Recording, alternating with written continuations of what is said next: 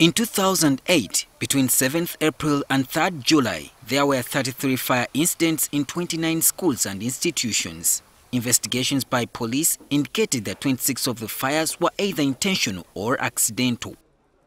Police put in place 9 guidelines to be followed by all educational institutions to avert these situations, and the results showed that the fires in schools had been managed. The Monday morning fire at St. Bernard's Mmanya Secondary School in Rakai district reignited questions on whether schools are still following safety instructions. Joseph Mugisa, the Director of Fire Prevention and Rescue Services at the Uganda Police, says that the fire at St. Bernard's could have been averted had some precautions been followed. It's important that a school should have hose reels. These are pipes, non-collapsible, connected to a water supply under pressure from either an elevated tank or a pressure tank below. That would supplement and augment the extinguishers that are in school.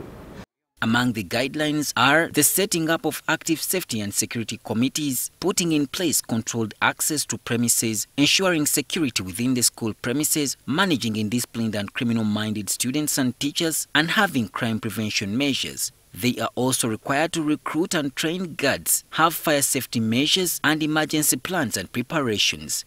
Each building, which is to work as a dormitory, should have 2 alternative exits.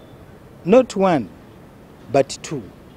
And each one of them put in place should open outwards. Mugisa says the construction of the dormitory was wanting.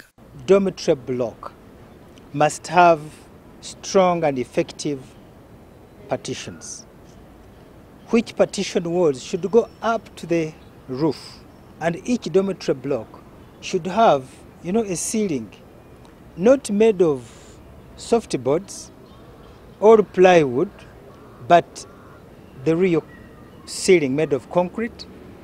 I asked him what the students of St. Bernard's could have done in the situation. Use whatever, if any, maybe a bucket of water, maybe a jerry can of water, if any, to dampen either towel, to dampen, either to soak either towel or a blanket, cover the face, because this is the most critical part, and the chest, and then attempt to crawl and move out.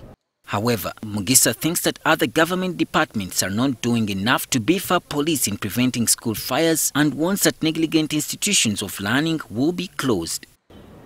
School inspector or the inspector of schools is yet to see the standards are followed, because it is better for a school to be closed than to lose a life when the guidelines have been neglected. The fire chief says that in the bid to bridge the gap of having fire brigade trucks travel long distances to deal with a fire outbreak, police are planning a countrywide establishment of fire stations.